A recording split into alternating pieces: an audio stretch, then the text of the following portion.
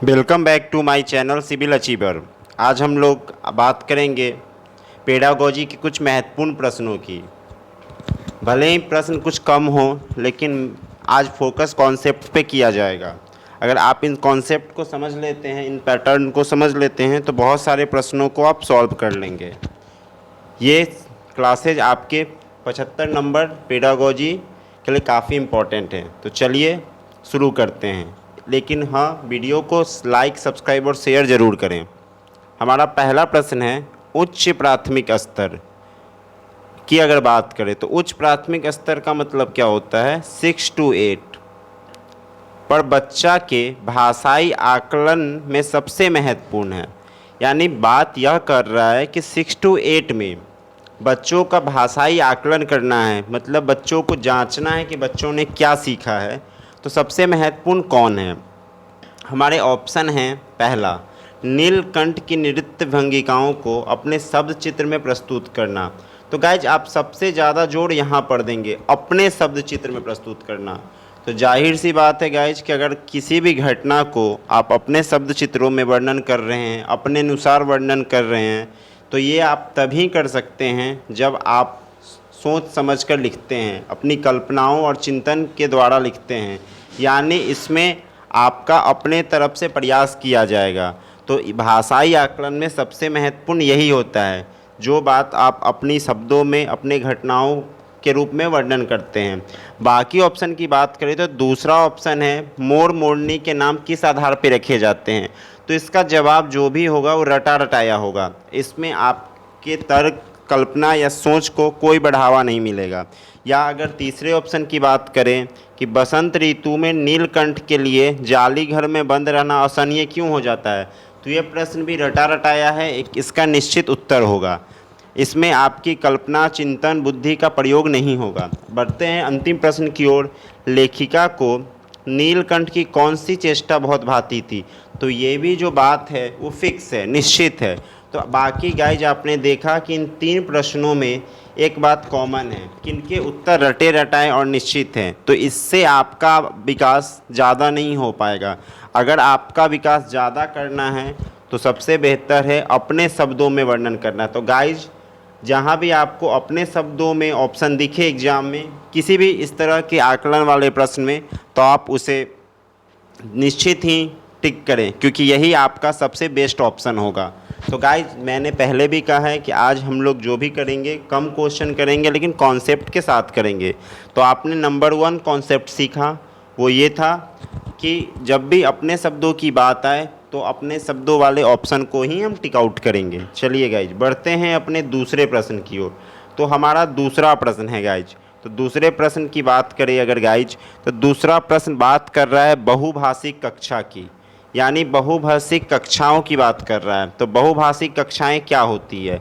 तो गाइज बहुभाषिक कक्षाओं का मतलब होता है ऐसी कक्षा जिसमें सभी बाल भाषा बोली वाले बच्चे मौजूद होते हैं और सभी की मातृभाषा को सम्मान देने की बात होती है। तो यह बात तभी हो पाएगी जब शिक्षक सभी के मातृभाषा के प्रयोग को स्वीकार करे। यानी अगर हमें बहुभाषिकता को बढ़ावा देना है तो हमें हर बच्चे को उसकी मातृभाषा प्रयोग करने का मौका देना होगा, क्योंकि बच्चे अगर मातृभाषा का प्रयोग नहीं कर पाएंगे तो फिर उन्हें ऐसा लगेगा कि उनकी भाषा, उनकी बोली के साथ सम्मान नहीं हुआ। तो बच्चों के अपने मातृभाषा के सम्मान को देने के लिए बहुभाषिकता ज़रूरी है। तो इस तरह बहुभाषिकता के कक्षा में सबसे ज़्यादा ज़रूरी क्या है कि उनको अपने मातृभाषा के प्रयोग का मौका दिया जाए। और बहुभाषिकता को आप गाइज हमेशा समस्या न मानकर एक साधन मानेंगे, क्योंकि इससे साहित्यिक आदान प्रदान होता है। बढ़ते हैं गाइज अपने तीसरे प्रश्न की ओर। हमारा तीसरा प्रश्न है, 8वीं कक्षा में हिंदी भाषा सीखने सिखाने के लिए किस सामग्री का प्रयोग करेंगे? तो गाइज 8वीं कक्षा में हम सीखने सिखाने के लिए जिस भाषा का प्रयोग करेंगे, जिस सामग्री का प्रयोग करेंगे, वो होगी साहित्यिक सामग्री। ठीक है, क्योंकि साहित्यिक सामग्री से ही बच्चों को पढ़ने में हेल्प मिलेगी। तो आप इस बात को ध्यान रखें कि हम किसका यूज करेंगे? साहित्यिक सामग्री का। यानी अगर 8वीं कक्षा में बच्चों को हिंदी सिखाना है तो हम सबसे ज़्यादा महत्व साहित्यिक सामग्रियों का देंगे, क्योंकि बच्चों इस स्तर पर बच्चों में साहित्य की चेतना धीरे धीरे आनी शुरू हो जाती है और धीरे धीरे हम बच्चों को साहित्यिक चेतना देना शुरू करेंगे। बढ़ते हैं गाइज अपने अगले प्रश्न की ओर। हमारा अगला प्रश्न है, तो अगला प्रश्न यह है कि आप 6ठी कक्षा में हैं और बच्चों को हिंदी भाषा सिखानी है, तो आप किस पद्धति का उपयोग करेंगे। तो अगर बात 6ठी कक्षा की हो तो हम ऑप्शन पे से देखते हैं, ठीक है। तो सबसे पहले तो आप ऑप्शन बी को देखें, जिसमें बच्चे केवल लेखन कार्य करते हैं। तो जहाँ भी आपको केवल वर्ड मिले तो ये निगेटिव वर्ड होता है, और इस ऑप्शन को हमेशा आप 99% केस में कट कर दें, ये वाला ऑप्शन नहीं होगा। फिर अगर डी ऑप्शन को देखें तो इसमें लिखा है जिसमें बच्चों को पाठ्य पुस्तक बिल्कुल ना पढ़नी हो, यानी बिल्कुल ना भी एक निगेटिव वर्ड है, तो इस वर्ड को भी आप काट दें, क्योंकि बिल्कुल ना बहुत ज़्यादा निगेटिव है। अगर बात करें तो दो ऑप्शन को आप अच्छे से समझ सकते हैं कि दोनों में से ज़्यादा बेहतर कौन है। एक है जिसमें बच्चों को बोलने के अवसर मिले सी, और एक है जिसमें बच्चे परस्पर अंतःक्रिया करते हैं। तो बोलने से भी ज़्यादा बेहतर है अंतःक्रिया करना, यानी हिंदी भाषा सीखने सिखाने में जो सबसे महत्वपूर्ण है वो ये है जिसमें बच्चे आपस में अंतर्क्रिया करते हैं एक दूसरे के साथ।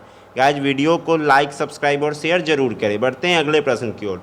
हमारा अगला प्रश्न है जो बहुत बार आ चुका है और बहुत बार हमने पढ़ाया भी है। तो हमारा अगला प्रश्न यह है कि अध्यापक को कक्षा में बहुभाषिकता को क्या मानना चाहिए। तो गाइज आप लोग को बहुत बार बताया जा चुका है कि अगर बहुभाषिकता की बात करें तो हमेशा इसे गुण और साधन समझना चाहिए, ऑप्शन सी। क्योंकि बहुभाषिकता कभी समस्या, रुकावट नहीं या मुद्दा नहीं हो सकती।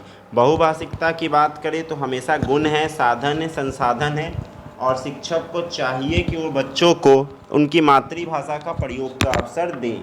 बढ़ते गाइज अगले प्रश्न की ओर। तो हमारा अगला प्रश्न है, ये थोड़ा सा इस पे ध्यान देंगे, ठीक है।